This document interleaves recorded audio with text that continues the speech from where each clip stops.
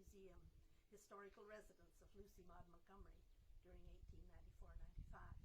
Come in, relax, and join us for Storytime with LM Montgomery. Just go whenever you're ready.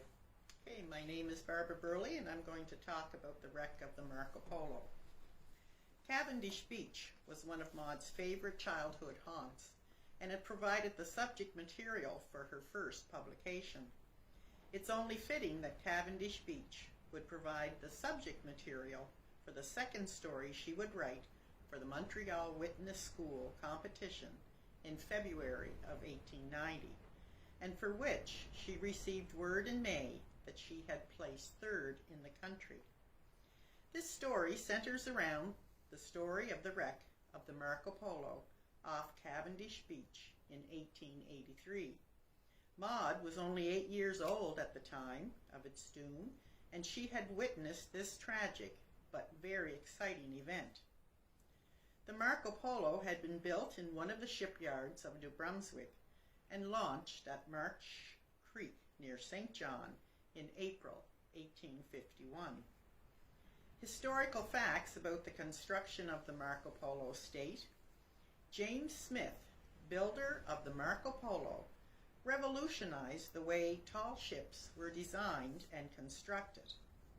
In modern terms, it would be like crossing a 747 jet with a Concorde.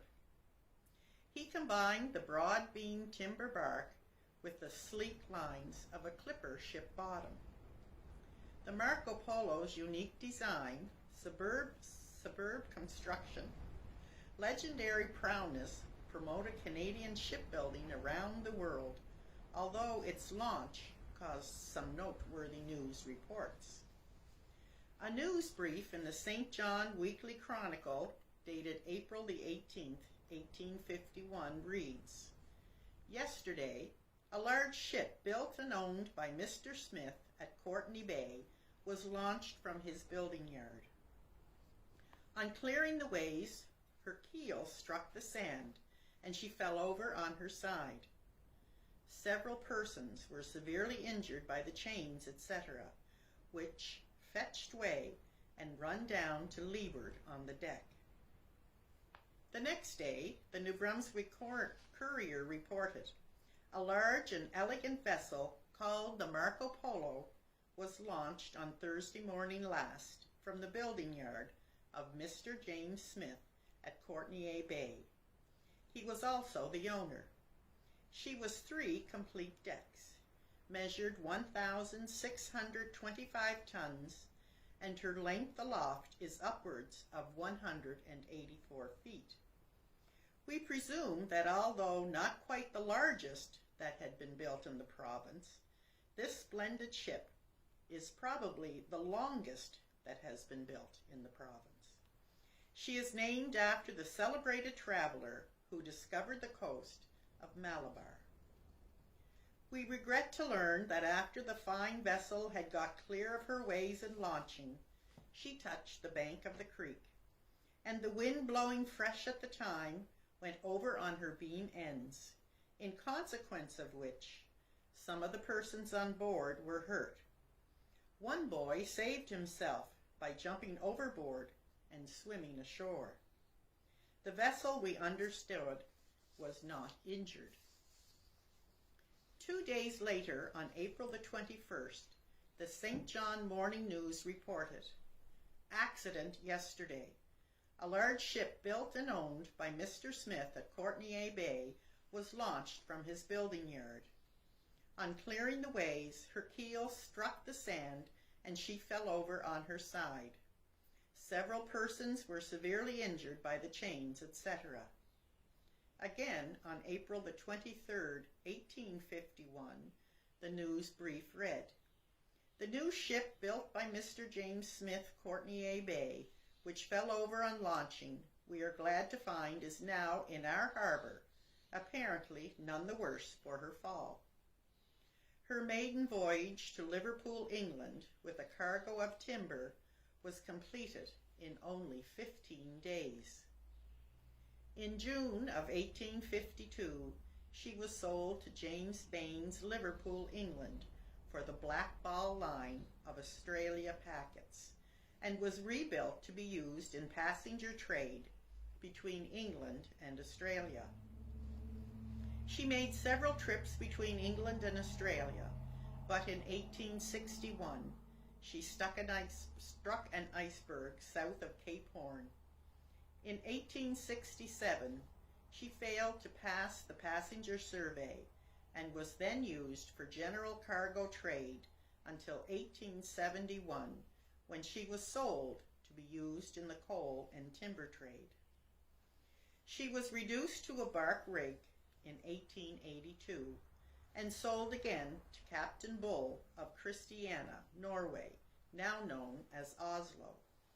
While she was lying at the ballast ground in Quebec, she suffered a fire which had been brought under control before much damage was done.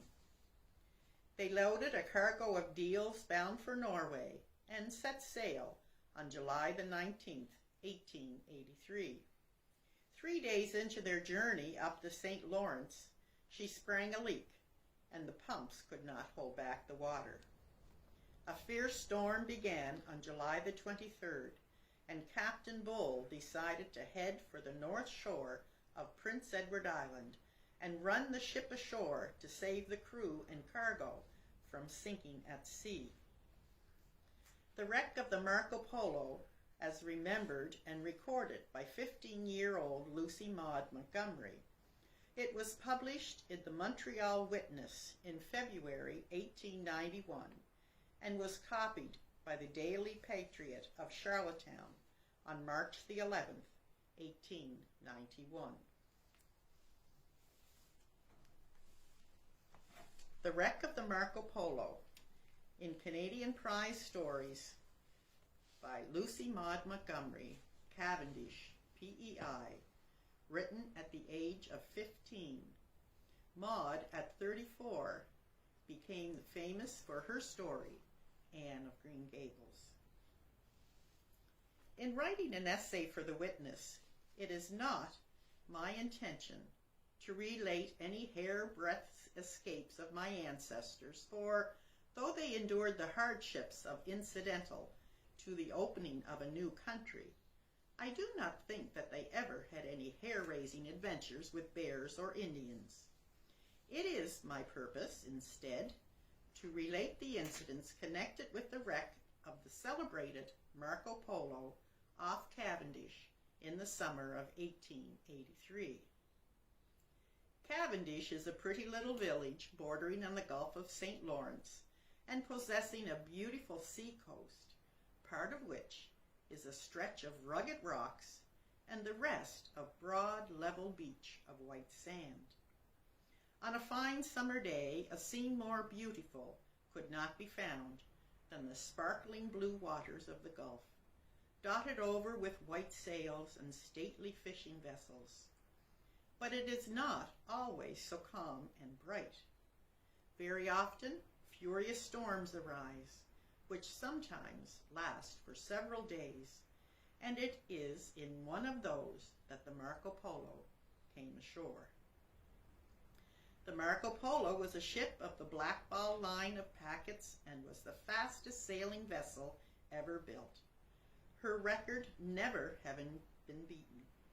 She was, at the time of the shipwreck, owned by a firm in Norway and was chartered by an English firm to bring a cargo and deal planks from Canada. The enterprise was risky, for she was almost too rotten to hold together. She made the outward trip in safety and obtained her cargo. But on her return, she was caught in a furious storm and became so waterlogged that the captain, P.A. Bull of Christiania, resolved to run her ashore as the only way to save the crew and the cargo. What a day that 25th day of July was in Cavendish. The wind blew a hurricane and the waves ran mountains high. The storm had begun 2 days before and had now reached its highest pitch of fury. When at the worst, the report was spread that a large vessel was coming ashore off a little fishing station called Cawnpore, and soon an excited crowd was assembled on the beach. The wind was a nor'east, as the sailors say, and the vessel, coming before the gale with every stitch of canvas set, was a sight never to be forgotten.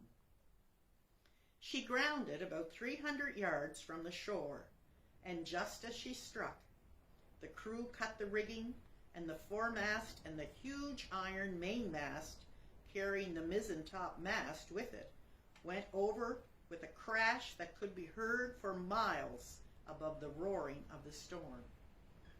Then the ship broached to and lay there, with the waves breaking over her. By this time, half the people in Cavendish were assembled on the beach, and the excitement was intense. As long as the crew remained on the vessel, they were safe, but if ignorant of the danger of such proceedings, they attempted to land, death was certain. When it was seen that they were evidently preparing to hazard a landing, all sorts of devices to warn them were tried, but none were successful until a large board was put up with the words, "Stick to the ship at all hazards," painted on it. When they saw this, they made no further attempts to land, and thus night fell. The storm continued all night, but by morning was sufficiently abated to permit a boat to go out to the ship and bring the crew ashore.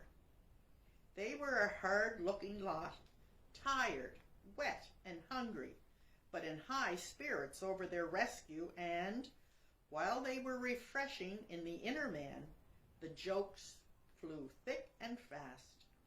One little fellow, on being asked if it wasn't pretty windy out there, responded with a shrug of his shoulders, "Ah, no, there was not too much wind, but there was too much water." Lively times for Cavendish followed. The crew, consisting of about 20 men, found boarding places around the settlement, and they contrived to keep the neighborhood in perpetual uproar. While the fussy, good-natured captain came to our place, he is a corpulent, bustling little man, bluff and hearty, the typical sea captain. He was idolized by his crew, and would have gone through fire and water for him any day. And such a crew! Almost every nationality was represented. There were Norwegians, Swedes, Spaniards, 2 Tahitians, and one quarrelsome, obstinate little German, who refused to work his passage home and demanded to be sent back to the fatherland by steamer. It was amusing to hear them trying to master the pronunciation of our English names. We had a little dog, Jip, whose name was a constant source of vexation to them. The Norwegians called him Yip. The irritable little German termed him Schripp, Schnipp, and one old man twisted it into ship. But time passed all too quickly, and the Marco Polo and her cargo were sold to parties in St. John, New Brunswick, and the captain and his motley crew took their departure. A company of men were at once hired to assist in taking out her cargo, and 18 schooner loads of deal were taken from her. The planks had so swollen from the wet that it was found necessary to cut her beams through in order to get them out, and consequently she was soon nothing but a mere shell with about half of her cargo still in her. One night in August, about a month after she had come ashore, the men were engaged in work of unloading unresolved to remain on the vessel until the following morning. It was wild to think of remaining on her overnight, but seeing no indication of a storm, they decided to do so. It was a rarely beautiful evening. too fine indeed, what old weather prophets call a pot of a day. The sun set amid clouds of crimson, tinging dusky wavelets with fire and lingering on the beautiful vessel as she laid to rest on the shining sea. While the fresh evening breeze danced over the purple waters, who could have thought that before morning that lovely, tranquil scene would have given place to one of the tempestuous fury? But it was so. By dawn, a storm was raging, compared to which, that in which the Marco Polo came ashore was nothing. The tidings spread quickly, and soon the shore was lined with people, gazing with horror-stricken eyes at the vessel, which cut up as if she must evidently go to pieces in a short time. One can only imagine the agony of the relatives and friends of the poor men at seeing their dear ones in such danger and knowing that they were powerless to aid them. As the men themselves, they were fully alive to their danger, for they knew that the vessel could not hold together much longer. Their only boat was struck in by the fury of the waves, so that their sole hope of rescue lay in some boat being able to reach them from the shore, which, in the then state of the rescue, was impossible. In spite of the fact that the boat was full of water, 3 of the men, insanely, got into it and tried to reach land. Of course, the boat was instantly swamped, and the men left struggling in the water. 2 of them managed to regain the wreck in safety, but the third, a poor Frenchman called Peter Biot, was drowned instantly, and several days after the storm, his body was picked up some distance away. The horror-stricken onlookers still kept their eyes fixed on the fated vessel in horrible expectation of the inevitable catastrophe. Suddenly a cry of horror burst from every lip as the ship was seen to part at the forecastle head and at once go down.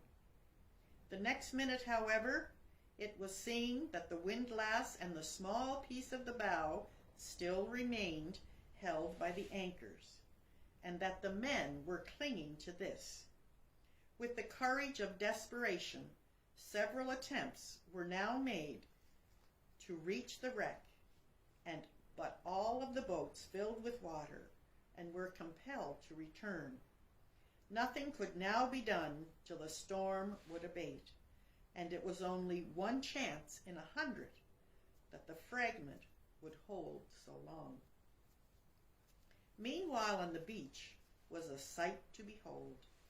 The vessel, having broken up, the planks in her washed ashore, and for miles the shore was piled with deals and all sorts of wreckage, till it was absolutely impassable. At last, towards evening, the sea grew a little smoother, and though the attempt was still fraught with much danger, a seine boat was procured, might have to cut that out, and a party of brave men went to the rescue. They reached the wreck in safety and hauled the men on board by means of ropes. Thus they were all brought to safety to land, exhausted with cold, wet, and hunger, but still alive.